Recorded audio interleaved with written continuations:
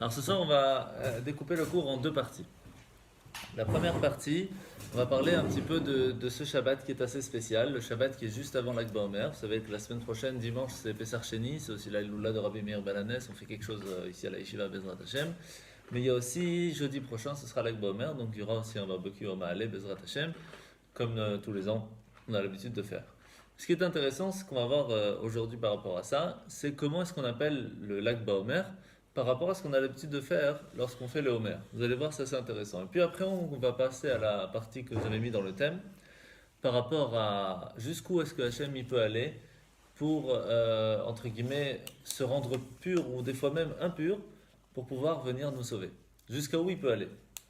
Et on va voir que dans la parachate est mort, donc celle de la semaine prochaine, qui est très proche, on va voir que il est prêt à aller très très loin. On va voir de quelle façon.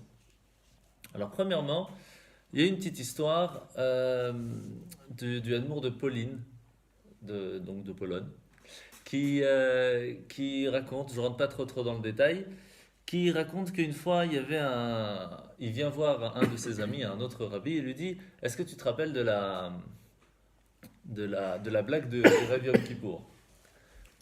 Alors il y a les gens qui écoutent autour, ils disent quoi, juste avant Kippour, juste avant Kol Nidre, il y a des gens qui font des blagues. De quoi on parle ici?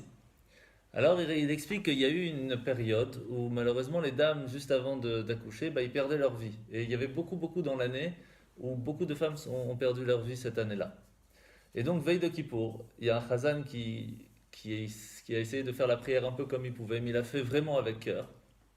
Et lorsqu'il a fait la prière, il a dit, à la place de dire Uvarer Shanoteinu Kashanim, que Atovot Lefanecha, que le nouvel an soit le mieux possible, etc. Je ne rentre pas trop dans le détail de la traduction. Il a dit à la place Uvarer Nashotenu Kanashim, Atovot Lefanecha, que les femmes, à la place de Shanim, il a mis Nashim.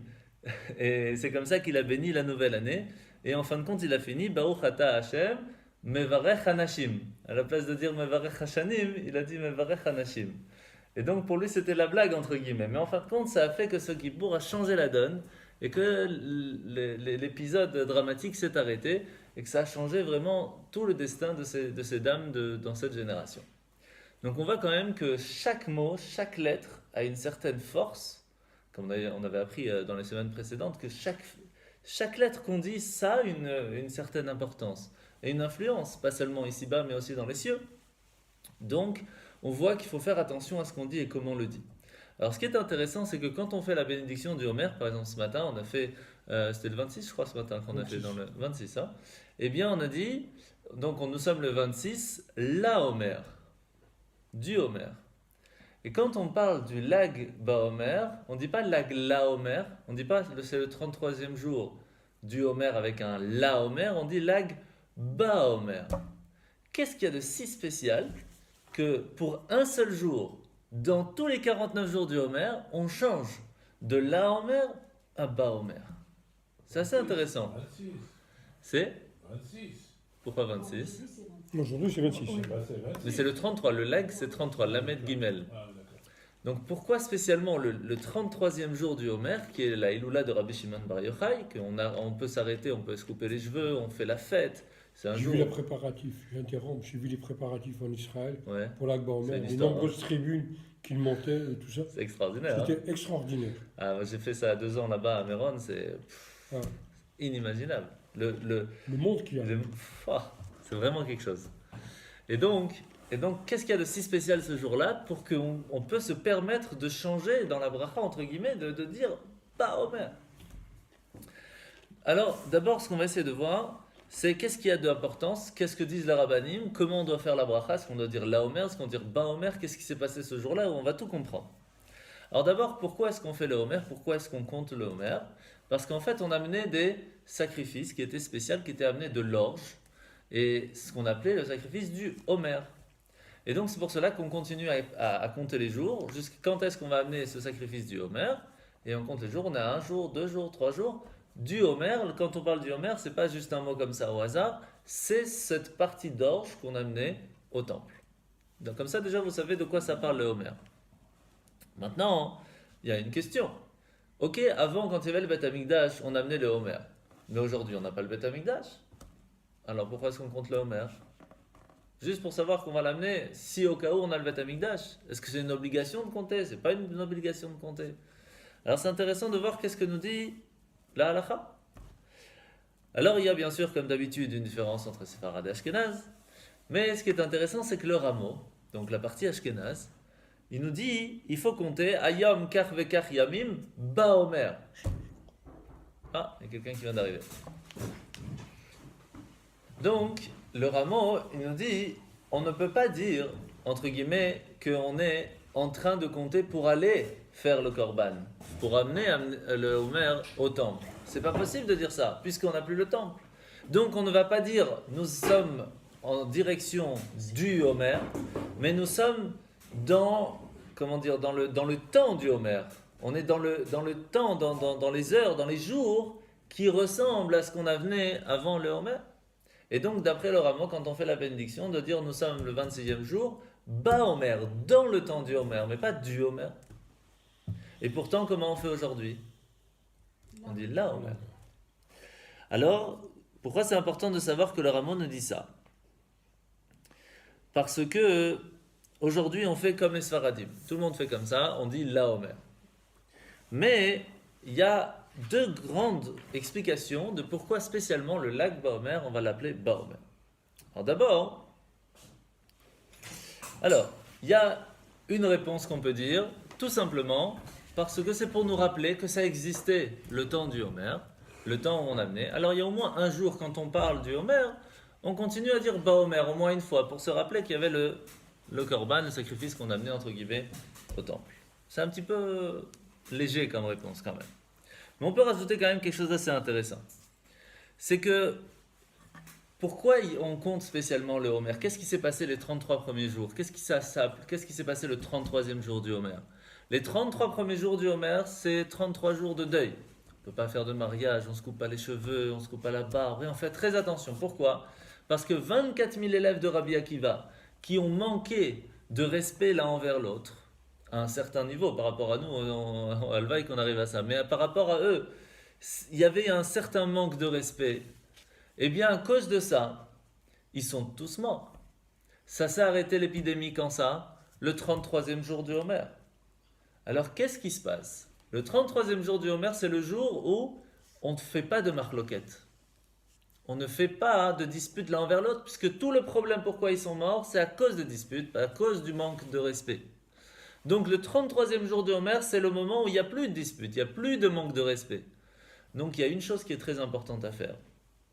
Ok, on va faire tout le temps comme les séfarades, pendant les 49 jours, on va dire la Homer. Mais au moins le jour où il ne faut pas faire de dispute, on va faire plaisir à l'autre. Et on va dire ba Homer. Mais pourquoi c'est tellement intéressant, spécialement le 33e jour? Alors déjà, on a expliqué par rapport aux élèves de Rabbi Akiva.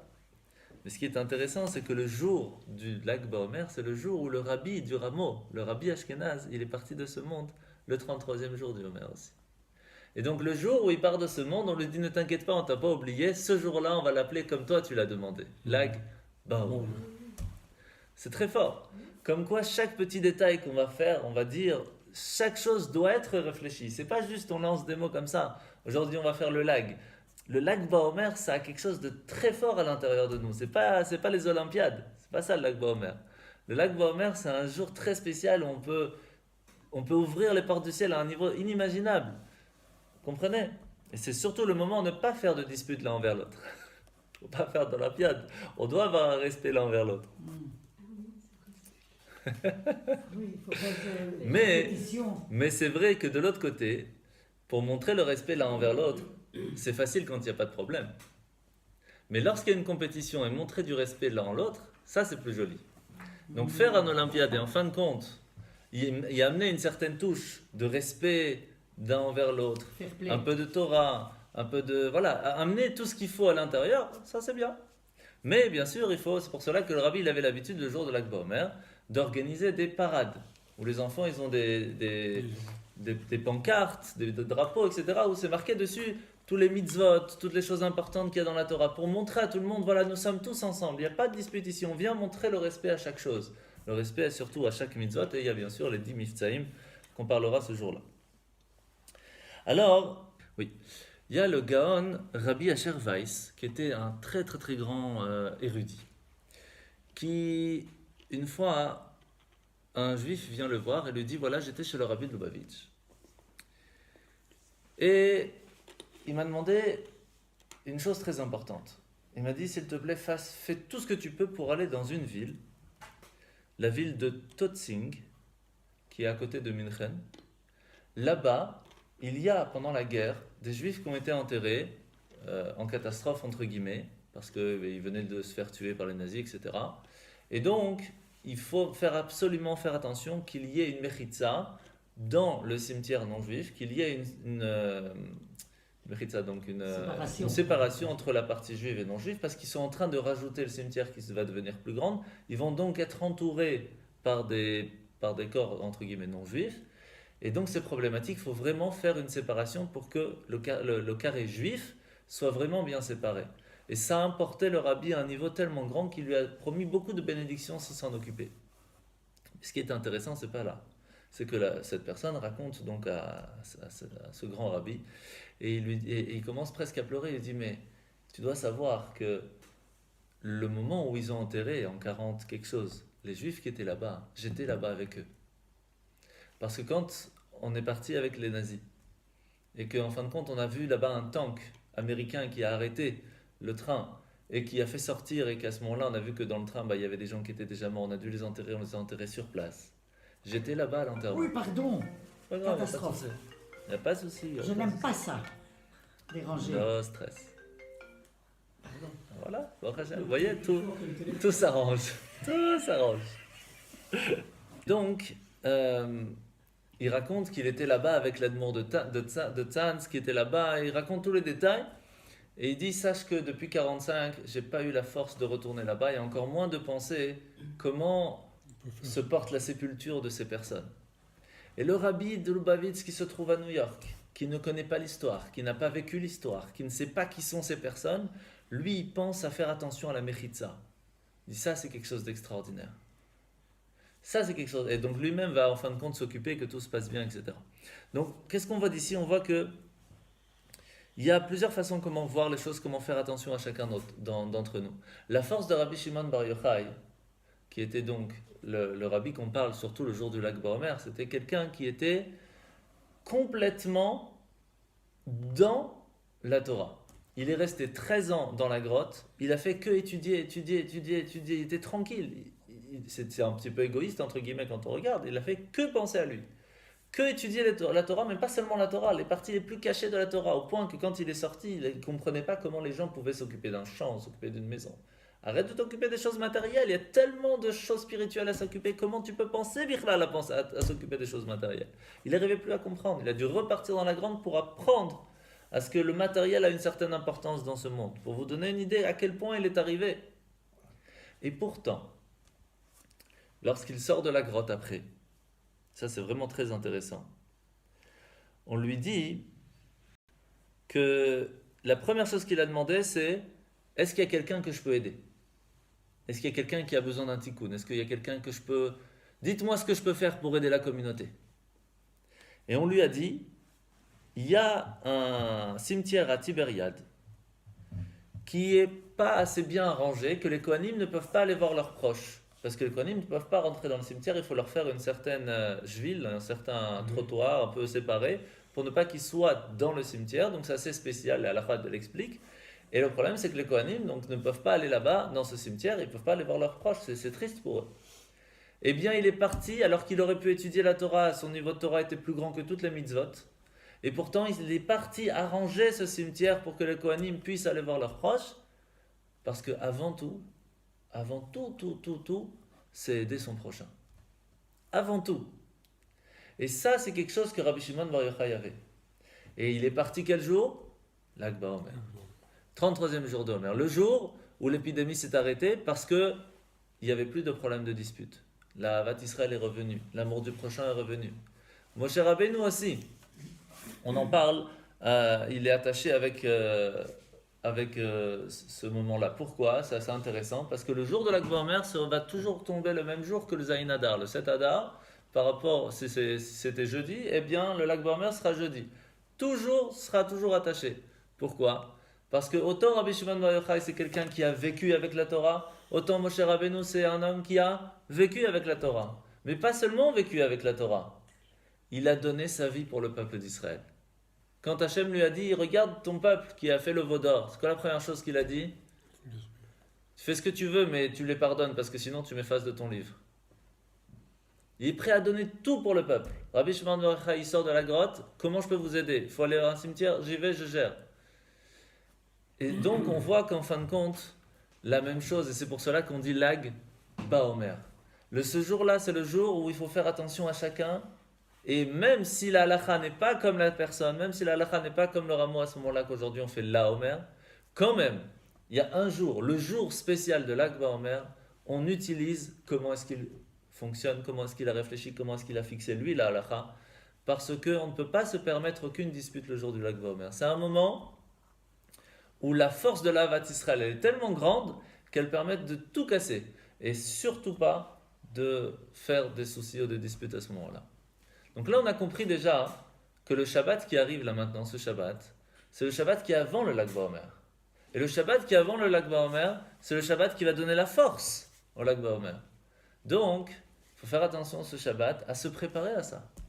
Et donc ce Shabbat déjà, il faut déjà se préparer à faire attention à ne pas avoir de disputes, à prévoir comment faire pour ne pas que des disputes arrivent, comment faire pour penser comment je peux donner à une autre personne qui n'a pas la possibilité de vivre sereinement alors que lui puisse vivre sereinement.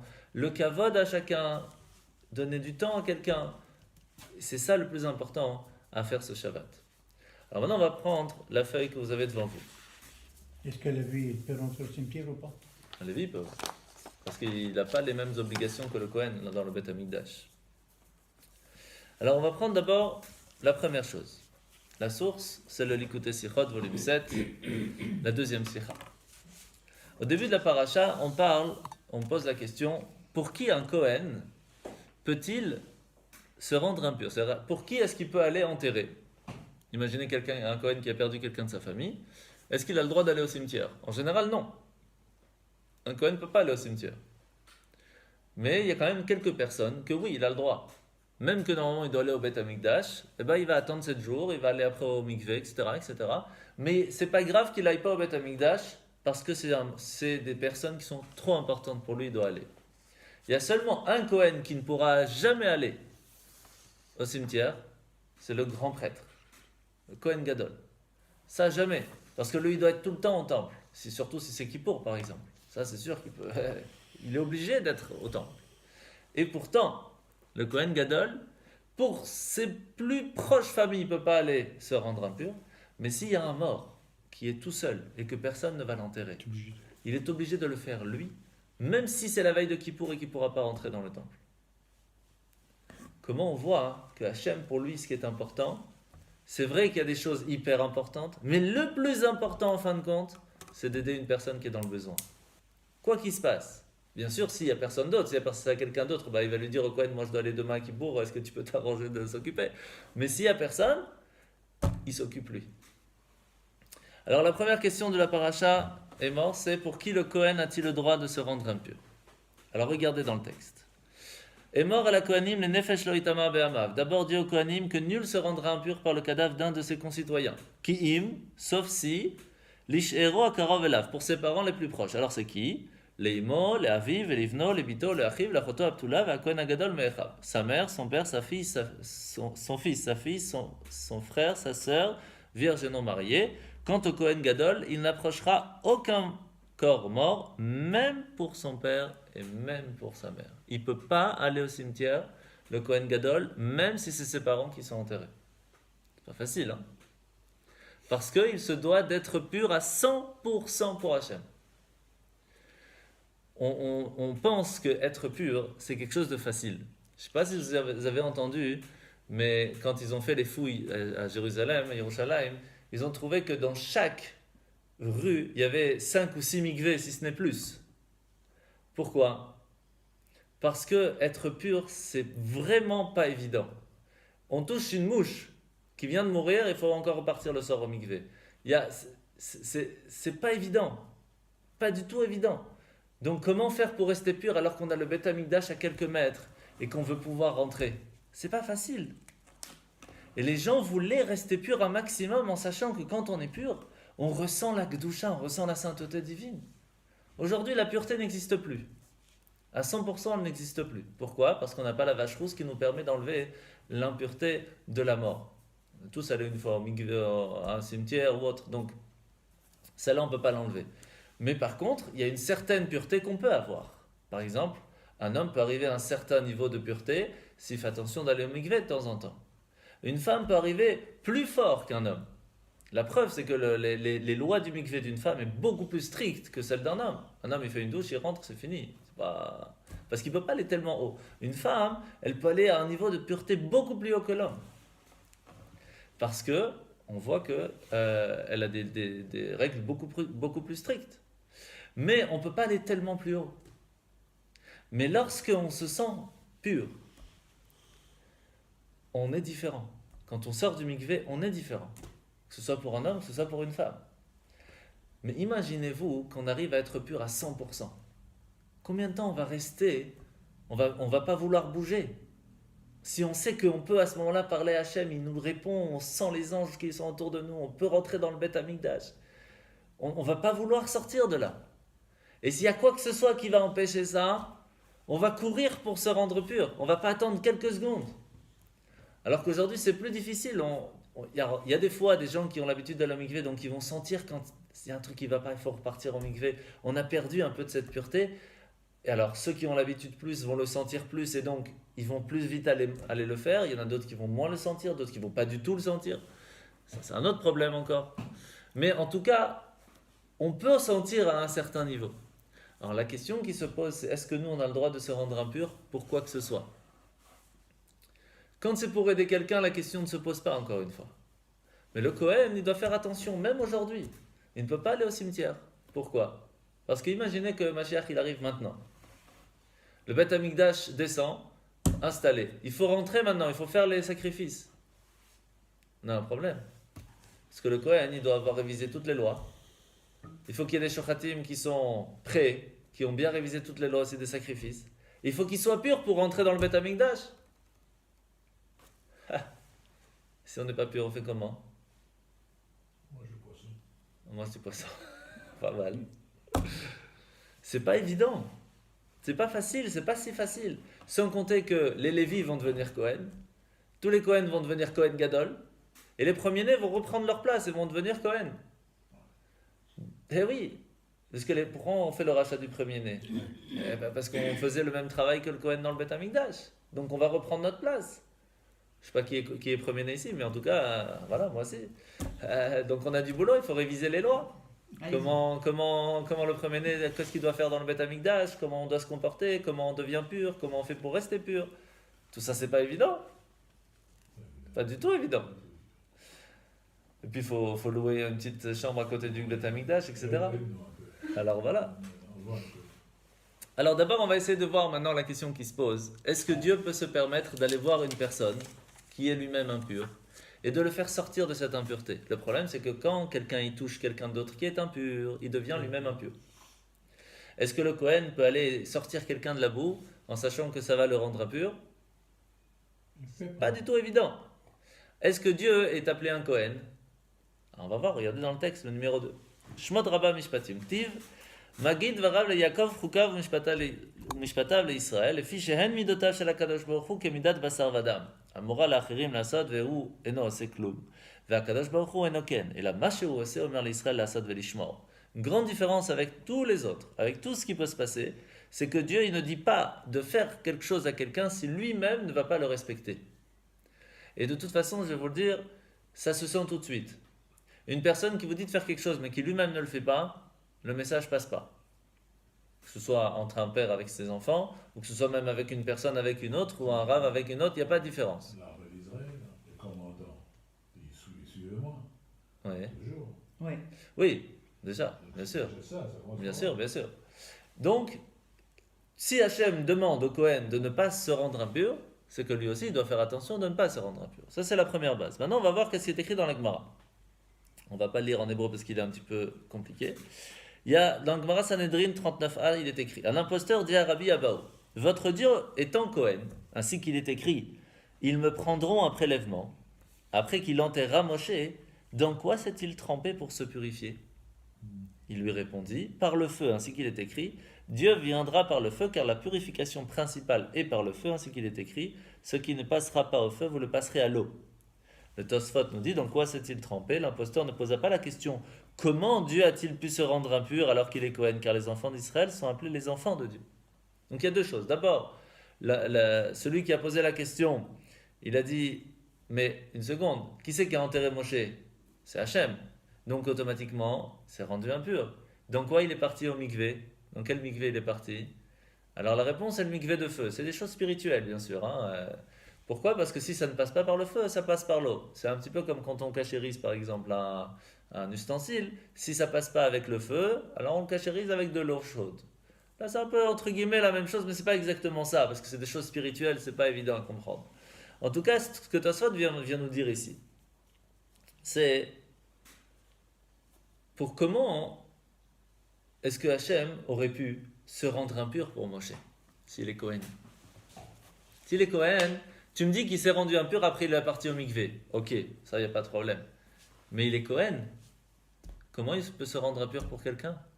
Il doit être prêt pour aller au Beth Amikdash. Il doit être prêt pour être sur son trône. Il ne peut pas aller sur son trône s'il est impur. Et la réponse que Tosfot nous dit, c'est étant donné que le peuple d'Israël, ce sont ses enfants. Encore plus un enfant chéri comme Moshe. Donc c'est sûr qu'en tant que Cohen, pour ses enfants, il peut aller se rendre impur. Donc la question, il n'y a pas de problème, il y a la réponse. Mais c'est un petit peu difficile cette réponse.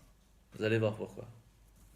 Pour l'instant, on va continuer par rapport au Zohar. Le Zohar, il nous dit, regardez en français, vous allez voir, Rabbi Abba commente, qui est celui qui vient, c'est le 3, qui est celui qui vient d'Édom, les vêtements salis de rouge.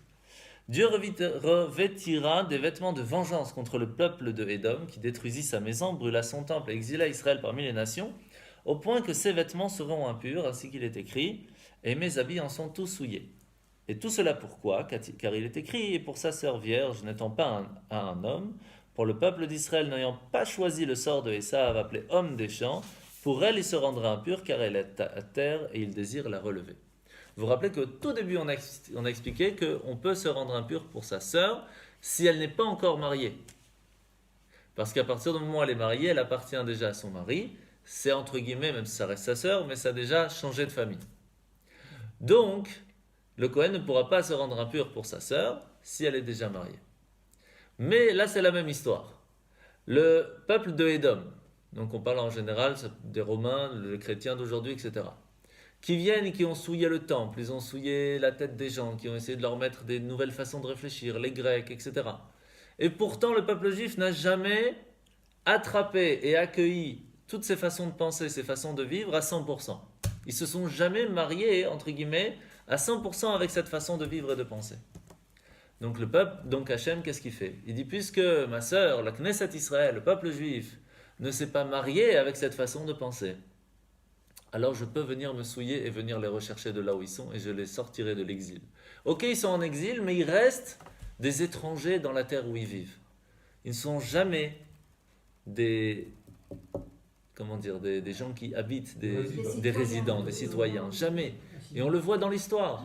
Une fois on est là, et puis après on dit non, n'oublie pas que tu n'es pas là à ta place. Et puis va là, tu n'es pas là à ta place. Et même quand on dit alors je vais rentrer en Israël, mais c'est pas là à ta place non plus. Tu n'as pas de place. Il n'y a pas, on est toujours étranger là où on ira. Et donc, tant qu'on reste étranger, eh bien Hachem nous dit tu ne t'es pas marié, donc je pourrai toujours te sortir de là. Et on le voit même en Égypte. Parce qu'en Égypte, vous savez qu'il n'y a que 1/5 du peuple juif qui est sorti. C'est quel 1/5? Tous ceux qui ont voulu sortir d'Égypte, qui ont dit nous on n'a pas d'attache avec l'Égypte. Les 4 autres, ils ont dit mais on est bien, on a un boulot, on a une maison et tout, c'est pas évident, on est dans l'esclavage, mais on a quand même un business, on a des connexions, on s'est bien arrangé, on veut pas sortir, on a une attache, on s'est marié avec l'Égypte. Ils sont pas sortis malheureusement. Mais quand tu auras Mashiach, ça non. Hachem va sortir tout le monde. Parce qu'intérieurement parlant, on ne peut s'attacher jamais à 100% à qui que ce soit. En fin de compte, on ne peut s'attacher qu'avec Hachem. Mais jusque-là, on a compris comment est-ce que Hachem pourrait venir sauver le peuple juif, ou parce que nous sommes ses enfants, ou parce que nous sommes la sœur entre guillemets, d'Akadosh Baruch Hu. Mais on a un problème. Ça marche si Dieu c'est un Kohen. Mais Dieu, ce ne serait pas un Kohen Gadol par hasard. Quand même. C'est plus le grand prêtre. Si déjà tu veux comparer Dieu à un Cohen, compare-le au grand prêtre, pas qu'au prêtre normal. Alors regardez ce qui est écrit. Zohar, numéro 4. Zohar el Gimel. Im ha-Kohen ha-Mashiach, ze ha-Kadosh Baruch Hu. Si le Cohen oint, Rashi nous dit, on parle que le grand Cohen, on parle de Dieu. C'est-à-dire que dans le Zohar, c'est écrit clairement que le Hachem est comparé au Cohen Gadol. Mais le Cohen Gadol ne peut pas du tout se rendre impur pour personne. Oh, rien qu'au fait. Ah oui, très grand même. Alors que nous dit le Marsha? Un élément spirituel ne prend pas l'impureté. Cependant, Rabbi Abahu répondit et repoussa l'imposteur selon ses dires, lui qui ne croit qu'en la matérialité. Et le Rabbi nous dit dans l'Écouté Sichot, il est difficile de dire qu'un long passage du Talmud soit énoncé uniquement selon les dires d'un imposteur. De plus, du Zohar précité, on peut déduire que l'impureté pourrait exister en haut. Alors d'abord, on essaye de répondre. On dit, en fait, quand on parle de quelqu'un de matériel comme le Kohen Gadol, c'est un humain. Alors oui, il lui doit faire attention parce que lui, il peut devenir impur, pas son âme, mais son corps peut devenir impur. Mais comme Dieu n'est pas quelqu'un qui est matériel, donc dans tout ce qui est immatériel, tout ce qui est spirituel, l'impureté ne peut pas toucher. Donc c'est pour ça qu'il peut venir, il n'a pas de stress, il fait ce qu'il veut, de toute façon l'impureté ne peut pas le toucher. Mais quand même, le Rabbi dit, c'est très difficile de dire que tout un long passage du Talmud serait exclusivement parlé de ça, surtout que c'est un imposteur qui vient poser la question, c'est quelqu'un qui vient poser la question pour embêter le monde. Alors pourquoi on le ramène dans le Talmud? C'est qu'il y a quand même une certaine touche d'impureté qui peut toucher la spiritualité. Sinon on n'en aurait pas parlé. Ou alors carrément, il lui aurait pas répondu le Rabbi qu'il est parti au mikvé. Parce que s'il lui dit que Hachem est parti dans un mikvé de feu, ça veut dire qu'il y avait quelque chose à enlever. Mais s'il n'y avait rien à enlever puisque la spiritualité ne peut pas devenir impure, alors il lui aura dit tout simplement, Hachem il est spirituel, il n'y a pas d'impureté ici. Et c'est pas ça qu'il répond. Donc, il y a un problème. D'un côté, il est Kohen Gadol. De l'autre côté, il y a une certaine impureté qui se met. Et comment ça marche? Alors, on est obligé de poser cette question toute simple, au numéro 5. Est-ce qu'on peut attribuer à Dieu une certaine caractéristique humaine? Et si oui, automatiquement, il y a une certaine impureté. Sinon, alors non. Alors, on vient d'expliquer quand même, d'après le Rabbi, que oui, en certaines parties. Alors, il y a le Derech Mitzvotecha, c'est un livre extraordinaire. Si un jour vous voulez qu'on étudie, ça prend la mitzvah, ça la décortique de façon kabbalistique, de façon énorme. Ça, on va bien aimer. C'est énorme. La semaine prochaine. Quand j'avais 15 ans, on a appris à Vat Israël dedans. C'est énorme. Ça change toute la vision des choses, en fait. C'est prodigieux. Alors, regardez, qu'est-ce qu'il nous dit le Derech Mitzvotecha? Tous les surnoms matériels donnés à Dieu, comme la tête, les mains, les pieds, etc. Vous savez, quand par exemple Hachem il fait les 10 plaies, c'est avec le doigt. Sur la mer, il a tapé avec une claque, avec la main. Donc, quand on dit c'est le doigt de Dieu qui a tapé, il a un doigt. On ne parle pas d'un doigt, on parle de quelque chose de spirituel, on est bien d'accord. Donc, qu'est-ce que ça veut dire? Représente en fait des énergies divines, appelées ainsi. Pourquoi? Car elles sont la source de la source. Quand on dit la main de Dieu, les mains que nous on a qui nous permettent de faire des mitzvot et donc qui amènent une certaine énergie divine dans ce monde, la source de cette main est dans la main de Dieu. Mais on ne parle pas d'une main matérielle ici, d'accord? C'est une énergie. Et cette énergie permet de la création d'éléments matériels, appelés ainsi selon leur nom. De plus, ces énergies divines ont, en haut, un but similaire à celui des membres dont elles portent le nom, par exemple. De même que la main d'un homme sert à donner ou prendre quelque chose à autrui, de même en haut, le niveau de chesed, la bonté divine, permet de donner. Et donc quand on dit la main droite de Dieu, on parle de la bonté de Dieu qui permet de donner. Donc c'est la main droite, mais on ne parle pas d'ici d'une main. C'est pour que nous on puisse comprendre. Alors on le dit la main, mais en haut c'est une énergie de bonté d'Hachem qui nous donne. Et comme nous on comprend que la main droite elle est là pour donner, on comprend quand on dit Hachem il nous a donné avec sa main droite, c'est-à-dire qu'il nous a donné avec bonté. Quand on dit il nous a repoussé avec la main gauche, c'est qu'il a un petit peu de gvoura, de sévérité. Mais c'est pas sa main, c'est le niveau d'énergie de sévérité de Dieu qui fonctionne. Quand on parle du talon, c'est pas du talon. On parle du talon aussi, oui, bien sûr. Le talon, c'est toutes les mitzvot qui sont, entre guillemets, qu'on talonne, qu'on se dit, ah, c'est pas super important. Et en fin de compte, c'est ceux-là les plus importants, c'est ceux-là qui vont nous permettre d'avoir Mashiach. Parce que c'est quand on fait attention à chaque mitzvah sans distinction qu'en fin de compte, chaque mitzvah nous permet de s'attacher à Dieu, parce qu'on fait sa volonté, alors on a tout compris. Parce que, par exemple, tu dis à ton enfant, tu vas me faire un 20 sur 20 sur ton université, et tu vas me ranger ta chambre. Et qui t'a tout fait, mais il n'a pas rangé ta chambre. En fin de compte, il n'a pas écouté ce que tu lui as demandé. Il n'a pas fait ta volonté. Ok, il a fait plein d'autres choses, mais ta volonté, il n'a pas fait. Donc, la même chose dans les mitzvot, il y a 613 commandements. J'ai fait tout, 612. Il y a une, j'ai pas envie. Je veux pas faire la volonté du roi. Vous imaginez un jour, vous allez à un roi, un vrai roi, pas comme aujourd'hui, un vrai roi, avant, dans le Moyen-Âge. Vous allez devant le roi.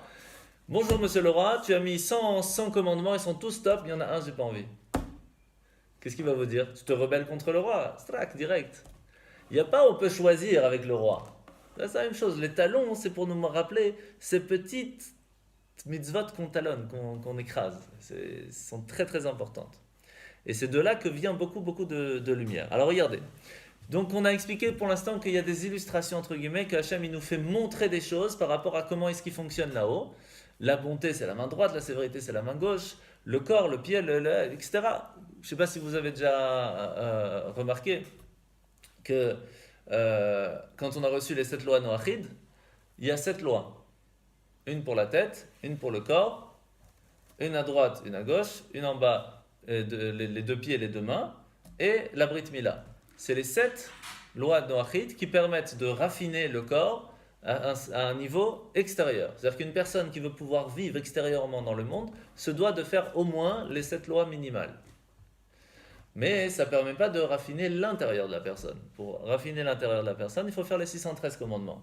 248 qui font les 248 membres et 365 pour les 365 nerfs. Donc on peut se raffiner extérieurement quand on fait les choses de base, pas le voler, pas tuer, etc. Un truc de base. Ce qui permet au monde entier, si on le fait, de pouvoir vivre tranquillement dans le monde. Mais ça ne suffit pas pour raffiner l'intérieur. Ça, c'est vraiment la Torah qui nous permet de le faire. Donc la même chose, pourquoi on a 248 membres et 365 nerfs? Parce que chaque membre a un lien avec la mitzvah qu'il doit faire. Sinon, on n'aurait pas eu besoin de ce membre. Donc si on a un membre, c'est qu'il a une raison. Des fois physique, des fois spirituelle, mais il a une raison. Ok? Alors regardez ce qui est écrit après. L'écoutez Sichot. Le Rabbi vient nous dire quelque chose ici très très intéressant. Étant donné que Dieu désira que l'homme ait connaissance des sphères célestes, puisque Hachem veut qu'on apprenne la partie kabbalistique de la Torah qui nous permet de comprendre comment fonctionnent les sphères célestes, et même de sa lumière infinie détachée de la réalité, il installa dans la création certains aspects dépassant la limite d'une certaine façon. Ces aspects permettant toute proportion gardée de percevoir le caractère infini de Dieu. Ce qui fait qu'en fait, Hachem il a dit, regarde, j'ai créé les mondes spirituels à un niveau très haut. Mais je n'ai pas créé directement, ça va Gabriel? Pas directement de Dieu jusqu'à nous. Parce que là, le niveau de différence serait trop haut. J'ai créé, comme ça Hachem nous dit, j'ai créé plusieurs mondes qui vont se doucement jusqu'à arriver jusqu'à nous. Et ils vont se ressembler d'une certaine petite façon pour que quand nous on va être ici et qu'on va apprendre sur une chose, ça va nous permettre d'avoir une petite idée de comment ça fonctionne juste en haut. Et cela va nous donner une petite idée de comment ça fonctionne un petit peu plus haut pour pouvoir en fin de compte arriver à toucher un petit peu de comment ça se passe vraiment là-haut dans le ciel. Tout ça pour qu'on puisse s'attacher à comprendre comment fonctionnent les sphères célestes. Mais il y a quand même une limite dans ces illustrations, ça ne s'applique pas à Dieu. Dieu, on ne peut pas l'illustrer. On ne peut pas dire c'est un enfant, c'est pas un adulte, c'est pas un humain, on ne peut pas illustrer Dieu. Parce que même comprendre Dieu, c'est impossible. On peut peut-être comprendre comment fonctionne un nom de Dieu. Par exemple, le nom de Elohim, c'est la Teva, c'est comment Dieu fonctionne dans ce monde, dans la nature, comment est-ce qu'il a mis sa force créatrice dans la nature, comment il est au-delà de la nature, on peut encore comprendre un petit peu, c'est Yudke Vavke. On peut comprendre peut-être des fois même un petit peu plus haut, même un petit peu sur le côté, quand il protège les portes d'Israël avec la Mezouza, Shakai. On peut comprendre quand il vient faire la guerre, quand il est Hachem Tzvakot. Il y a plusieurs façons comment on peut comprendre un peu Dieu si on étudie vraiment dans la Kabbale. Mais comprendre Dieu lui-même, ça c'est pas possible. Déjà comprendre Parce que vous savez, il y a comprendre et il y a comprendre. Déjà, comprendre qu'on n'a rien compris, ça c'est le mieux. Mais comprendre qu'il y a quelque chose qui fonctionne d'une certaine façon, qu'on a une petite compréhension de ce qui se passe, c'est déjà bien. Mais comprendre qui est Dieu, ça, c'est impossible. Ça, c'est impossible. Parce que l'humain, même si on utilise notre cerveau à 100%, il a une limite. 100%, c'est une limite, c'est pas 200%. Mais Dieu n'a pas de limite. Donc on ne peut pas comprendre les limités. C'est pas possible. On peut. On peut pas. Même là, vous mettez la calculatrice, ça vous met erreur. Même si vous avez le plus grand ordinateur avec le plus grand disque dur et vous mettez 5, 5, 5, 5, 5 ou 3, 3, 3, 3 l'homme chané, à un moment ça s'arrête. Vous pouvez pas faire un chiffre qui s'arrête pas, illimité. Ça n'existe pas pour un humain. La seule chose qui fait une once de compréhension de l'illimité, c'est notre pensée. La force de la pensée, c'est qu'on peut se trouver dans un autre endroit du monde alors qu'on se trouve ici. Et ça, c'est une force que personne encore aujourd'hui n'arrive à comprendre comment elle fonctionne. Et on peut encore passer le message. Ah, ça, c'est un peu plus fort, ça. C'est la télépathie. Mais ça, c'est... Et c'est quoi la pensée, la marshava? C'est ce qui est le plus proche de l'âme. C'est la pensée permet de faire le lien entre notre corps et notre âme. C'est pour cela que c'est en méditant, comme on a expliqué dans les petits mots de Torah, c'est en méditant qu'on réussit à faire le lien entre notre âme et notre corps qui permettent en fin de compte de travailler ensemble pour faire la raison pour laquelle on est venu dans ce monde. Mais ça reste très fin. Parce que même si on a réussi à utiliser notre âme, Nagid qu'on a réussi à utiliser notre âme, pas seulement dans la pensée, pas seulement dans l'action, pas seulement dans la parole, mais même si Nagid on est arrivé à un niveau de Yechida, c'est-à-dire qu'on est arrivé à utiliser notre âme comme s'il n'y a que notre âme qui importe, on est prêt à tout pour Hachem. En fin de compte, c'est on est prêt à tout pour Hachem. On existe. Oh. Ça, c'est un problème. Encore un quart d'heure. Donc, c'est encore limité. C'est comme si, vous savez qu'avant de commencer à apprendre la Kabbalah à 40 ans, on vous pose tout de suite toujours la question, c'est, essaye de t'imaginer dans une pièce où c'est le néant. Le problème, c'est qu'il n'y a pas de couleur. Donc, c'est ni noir, ni blanc, ni vert, ni rouge. Il n'y a pas de couleur. Donc, il faut s'imaginer dans une pièce sans couleur. Déjà, c'est impossible. Après, si on est dans une pièce, c'est qu'elle est limitée. On dit une pièce, c'est qu'il n'y a pas deux pièces. Donc c'est un problème, parce que le néant, il n'y a pas de pièce. Et on ne peut pas s'y trouver, parce que si on s'y trouve, c'est plus le néant, c'est qu'il y a quelque chose qui existe. Donc essayez de vous imaginer dans une pièce où il y a le néant.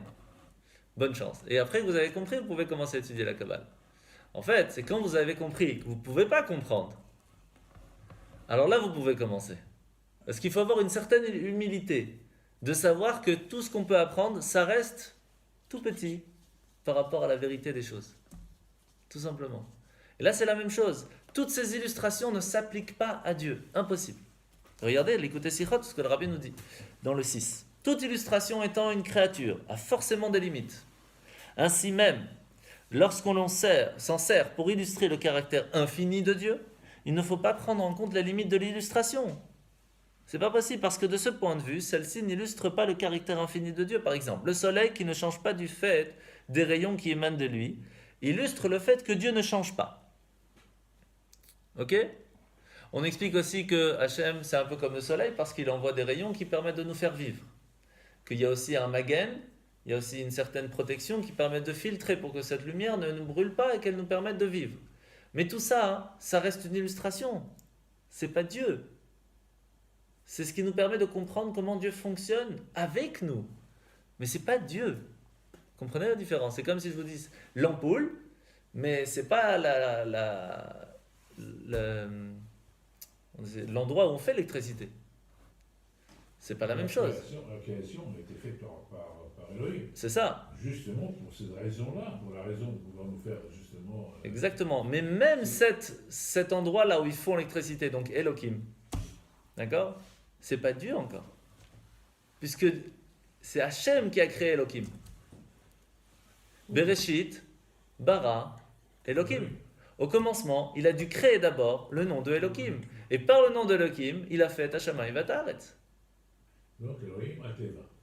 Il a dû créer d'abord un niveau de Dieu qui permet de créer la nature. Il a dû se contracter sa lumière infinie pour faire quelque chose de fini, de naturel.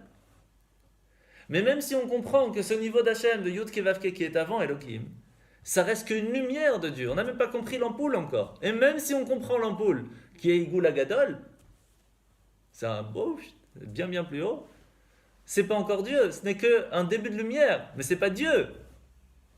Comprenez? Et la Kabbale nous renseigne sur ça. C'est ça, c'est pour ça qu'on étudie. Tous les jeudis soirs, de 20h à 21h. Ouais. Il a Oui, une Gabriel. question. Gabriel. Alors qu'est-ce qu'on voit ici? Qu'est-ce que le rabbi nous dit? Que ce qui est sûr, c'est que les illustrations, quand on dit qu'Hachem, il est venu, qu'il a entre guillemets enterré Moshe, ça reste une illustration. Qu'il a touché, qu'il a fait, qu'il a boussé, qu'il a mis les téphilines, quand Moshe a vu son bras, c'est que des illustrations, c'est pas Hachem. C'est Hachem, mais c'est pas Hachem. Comprenez? Alors maintenant, on va expliquer, il y aura la réponse. Regardez le numéro 7. D'abord, on va essayer de comprendre les notions de Kohen simple et de Kohen Gadol chez Dieu. Des fois, on dit que Hachem c'est un Kohen, des fois, on dit que c'est un Kohen Gadol. C'est quoi les notions? Alors, le rabbi va nous expliquer, c'est inimaginable. Regardez. Le grand Kohen, ici-bas, illustre le niveau de grand Kohen céleste. D'accord? Quand on parle du Kohen Gadol en bas, c'est le Kohen Gadol d'en haut. C'est quoi? Du fait de sa prêtrise et de sa sainteté accrue ici-bas. En revanche, les limites que ce dernier possède de pouvoir devenir impur, du fait qu'il est une créature, une âme dans un corps. Mais lui, il n'illustre pas le niveau de grand prêtre céleste, le niveau dans lequel l'impureté est inconcevable. C'est quoi le Kohen Gadol ici-bas? C'est le messager, c'est l'illustration du Kohen céleste. Le Kohen Gadol se doit d'être tout le temps pur parce que le Kohen Gadol céleste, il est tout le temps pur. Mais celui d'en bas, comme il a un corps, il peut être attaché à l'impureté. Mais celui du Kohen céleste, il n'est pas attaché à l'impureté. C'est pas possible, il n'y a pas de corps. Tout le problème de l'impureté, c'est le corps qui devient impur, pas l'âme. À présent, on comprend comment Dieu a pu se consacrer à l'enterrement de Moshe et à la libération d'Israël. La question se pose uniquement concernant le niveau de Kohen simple céleste. Et la réponse est alors que les enfants d'Israël sont appelés les enfants et la sœur de Dieu. Donc lorsqu'on parle du niveau de Hachem, lorsqu'il est au niveau de Kohen, comment il peut venir nous sauver? Parce que comme on est ses enfants, on est sa sœur, alors il peut venir nous sauver. Parce qu'il peut se rendre impur pour nous. Mais quand Hachem lui-même, à un niveau de grand prêtre, il vient, la question ne se pose même plus. Parce que l'impureté ne le touche pas du tout. Et là, on a la réponse pourquoi, des fois, on peut dire oui, il y a une certaine impureté qui va chez Hachem, et non, ça ne le touche pas du tout. Parce que ça dépend de quel niveau de Hachem on parle ici. Alors, la question, elle est, qu'est-ce qu'on apprend de ça? Parce que ce qui est intéressant, vous savez que quand on se lève le matin, la première chose qu'on fait, c'est Modéani. Dernier. Quand on fait Modéani, on est en train de parler avec Dieu. Mais on ne sait pas laver les mains. Donc on est impur. Comment on peut se permettre de parler avec Dieu si on est impur? Au mieux, en plus, on sait qu'on ne dit pas le nom de Dieu dans le Modéani, parce que pour ne pas dire le nom de Dieu avec impur. Mais on fait pire, puisqu'on lui parle directement comme s'il est devant nous. Modéani lefanecha, je reconnais en toi, je suis devant lui. Quand quelqu'un est devant moi, je n'ai pas besoin de dire son prénom. Donc là, je parle à Dieu, il est devant moi. Comment je peux me permettre? Parce que le niveau d'Hachem en tant que grand prêtre, en tant que Hachem lui-même, aucune impureté ne peut le toucher. C'est pour cela que même avant qu'on a fait Modéani, qu'on a fait la Netilat, on peut parler avec Hachem sans problème. Ce qui veut dire que même une personne qui est allée dans les plus grandes impuretés du pire, si un jour il veut voir Hachem, est-ce qu'il peut lui parler? Oui. 100%. Pourquoi? Parce qu'il n'y a aucune impureté qui viendra toucher Hachem. Si quelqu'un il vient, pas parler à son frère, à son père, il vient parler à Hachem. Hachem lui-même, il vient et dit Hachem, je ne veux plus être impur, je veux revenir vers toi. Hachem il est là. Et aucune impureté ne pourra le toucher. Et ça même qu'on s'approche de lui, on s'attache à cette force de pureté qui enlève notre impureté. C'est ça qui est encore plus magnifique. Et c'est ça la force de Kippour, entre autres. C'est ça la force aussi du Lag BaOmer. Quand on s'attache complètement à la Torah, complètement au mitzvot, on met de côté tout le reste. Tout ce qui est important, c'est d'être avec Hachem, d'être avec nos frères, d'aider l'un et l'autre. Toute la volonté de notre Père, on est dans une certaine pureté qui enlève tout le reste. C'est pour cela que, encore une fois, quand on a posé la question à Hillel Azaken, apprends-moi toute la Torah sur un pied. Qu'est-ce qu'il a répondu? Ne fais pas à l'autre ce que tu ne veux pas qu'on te fasse. Ça, c'est toute la Torah. Le reste, c'est pour y arriver. Va étudier, tu vas réussir à arriver à ce niveau-là. Mais ne fais pas à l'autre ce que tu ne veux pas qu'on te fasse, c'est pas un niveau facile. Et encore, c'est que le premier niveau. Parce que le vrai niveau d'Avat Israël, c'est pas seulement de ne pas faire à l'autre ce que tu ne veux pas qu'on te fasse. C'est de faire à l'autre ce qu'il voudrait que lui ait. Parce que faire à l'autre ce que toi tu veux, ce n'est pas toujours bon. Offrir un cadeau que nous on veut à sa femme, c'est pas toujours le bon cadeau. Mais offrir à sa femme ce que sa femme veut, ça c'est plus difficile. C'est très difficile. Comprendre ce qu'elle veut et donc lui offrir ce qu'elle veut. Ça, c'est. Ça, le livre comme ça, c'est juste pour le sommaire. Ouais, vous voyez. C'est impossible. Ils ont essayé. C'est infini, c'est la même histoire. Donc, et donc c'est pour cela que Hachem il nous dit ici, sache que chaque juif possède en lui deux niveaux d'Hachem. Le niveau du Kohen simple, qui peut revenir vers Hachem, du niveau je suis ton enfant, je suis ta sœur, je suis ta femme, je suis avec toi, j'ai envie de m'approcher avec toi. Et là, Hachem, il est prêt à se rendre impur pour venir nous chercher. Mais on peut des fois aller plus fort que ça. Pas seulement que Hachem, il vient, il nous sauve, et automatiquement, malheureusement, il sera impur à cause de nous. Mais faire qu'on devient pur quand on va le voir. Ça, c'est encore plus magnifique. Alors, comment faire? Regardez, c'est là l'enseignement à la fin, le 8. Dans la parashat Yitro, c'est écrit « Ve'atem tiuli mamlechet kohanim » Vous serez pour moi une dynastie de Kohanim. Pourrait dire ça à M. Kohen, il va être content. Nous sommes tous et toutes des Kohanim. Il va être content là. Hein? Ouais. Qu'est-ce qu'il nous dit le Baal HaTurim? Pas seulement on est des Kohanim, on est des Kohanim Gdolim. On est tous et toutes des Kohanim Gdolim. C'est fort. Non. C'est différent, c'est trop C'est compliqué. fort, mais je ne trouve pas que c'est justifié parce qu'il y a plein de gens, tout le monde, à un certain niveau, ne se comporte pas comme des Kohanim. Ah, alors qu'est-ce qu'il nous dit le Rabbi? Regardez l'écoute Sirot, vous allez tout comprendre. De même que l'impureté est inconcevable chez le grand Kohen céleste, elle n'est pas non plus concevable au niveau du grand Kohen chez chaque juif. De quel niveau on parle? Le niveau de Yechida de l'âme. Vous vous rappelez qu'il y a 5 niveaux dans l'âme. Il y a la partie pensée. On va commencer le plus bas. Le niveau d'action, le niveau de parole et le niveau de pensée. Ça, c'est les 3 que tout le monde utilise tout le temps. Après, il y a celui de Messirut Nefesh, Chaya, celui qui vit, qui peut aller prêt à donner sa vie pour Hachem, mais sous une certaine logique. Je comprends que là, c'est pas bien, etc. Et il y a celui qui est prêt à donner sa vie sans logique. Et ça, on l'a vu dans plusieurs histoires. Où, par exemple, quand il y a eu la Deuxième Guerre, malheureusement, il y a eu un pharmacien qui était lui-même, il faisait rien de la Torah, pas Shabbat, pas Kippour, rien. Et pourtant, quand les nazis faisaient passer devant tout le monde pour cracher devant le Sefer Torah, le seul qui n'a pas voulu, c'était qui? Le pharmacien. Il a dit, qu'est-ce qu'il avait dit? La phrase exacte, je ne sais plus, mais il a dit, en disant son prénom, moi j'ai fait telle chose et telle chose et telle chose, mais cracher devant un Sefer Torah, ça jamais. Et il a préféré se laisser tuer. Son niveau d'âme, de Yechida, de Yachid, de unique, de uni avec Dieu, s'est réveillé à ce moment-là, il n'y a rien à faire. Et c'est pas quelque chose de logique. C'est pas logique. Et ce niveau-là, T'as fort. ce niveau-là de Yechida, c'est le niveau de grand prêtre. Quand une personne s'attache au niveau de Yechida, à ce moment-là, il est uni avec Hachem à un niveau que la pureté d'Hachem permet de rendre pure la personne. Ça, c'est quelque chose d'extraordinaire. À quel moment il se dévoile ce niveau-là? Une fois dans l'année, pendant presque 1 heure. Au moment de Neila à Kippour. À ce moment-là, vous voyez que tout le monde est là. Makara. Pourquoi tout le monde se ramène là? On n'a pas gagné au loto ce jour-là. Hein? Pourtant, tout le monde est là. Makara. Du plus proche au plus loin, l'homme échané, tout le monde est là. Le niveau de Yechida se réveille. En chacun un niveau différent, parce que quand il y a un certain travail derrière, c'est sûr qu'il sera plus grand. Mais le niveau se réveille.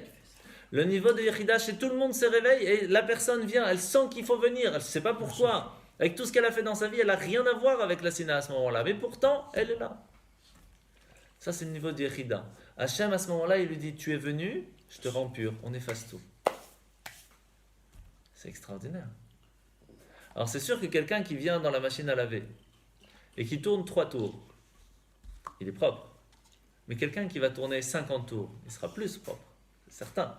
Donc c'est sûr que celui qui vient depuis le soir de Kippour et qui reste au Kippour, il sera plus propre que celui qui est venu juste 3 minutes à Neila. La question ne se pose pas.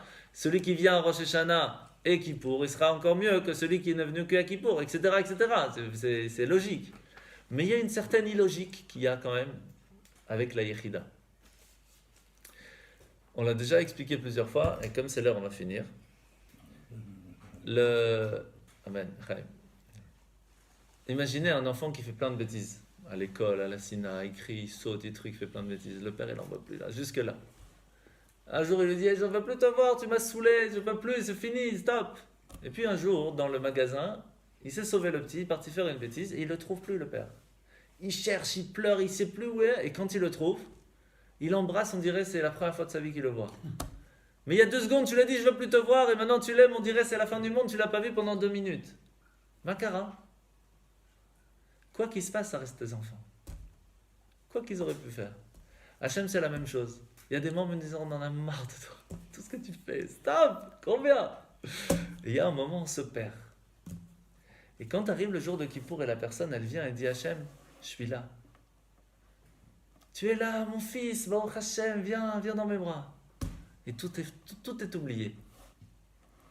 Bien sûr, après quand on rentre à la maison, le père avec son fils, si le fils a compris que son père l'a retrouvé, qu'il lui a montré son amour, alors il va faire attention de ne plus perdre cet amour. Le père va garder ça en tête. Mais s'il continue à faire des bêtises, ce moment d'amour va s'oublier aussi rapidement, et c'est reparti pour un tour. Ce qui a la force à la fin de Kippour, c'est qu'on peut prendre cet amour qu'on a eu pendant cette petite heure et changer toute notre vie. Vous imaginez ce que ça veut dire? On peut tout changer à ce moment-là. Et c'est ça qu'Hachem nous dit. Quand je suis Kohen Gadol, tu peux, toi, à l'intérieur de toi, tu as ce niveau de Kohen Gadol. Tu peux devenir attaché à mon niveau, à moi, céleste, qui permet d'enlever toutes tes impuretés, que moi je ne peux pas être touché par les impuretés que tu as. Quoi que tu aies fait, même à mort, même tout ce que tu veux, c'est moi qui te rends pur. C'est extraordinaire. Mais il y a un niveau plus bas, quand c'est simplement de la logique. Et là, Hachem, il est prêt à descendre quand même, en sachant qu'il peut devenir impur, en étant avec toi. Mais il est prêt quand même, parce que tu es son enfant. C'est ça les 2 niveaux, comment Hachem il peut venir vers nous. Et donc on comprend qu'en fin de compte, Hachem il nous aime tellement. Tellement il nous aime qu'il est prêt à tout pour nous. Il nous a donné une force, qu'il est prêt à venir pour quoi que ce soit, quand on l'appelle. Et de l'autre côté, si nous on l'appelle, si nous on est prêt à donner notre vie pour lui, on est prêt, on veut s'attacher à lui, et bien pas seulement il vient, mais en même temps il remet les pendules à zéro. Il nous dit, tu sais quoi, viens, on recommence à zéro. Et ça, c'est le niveau de grand prêtre qu'on peut arriver à atteindre.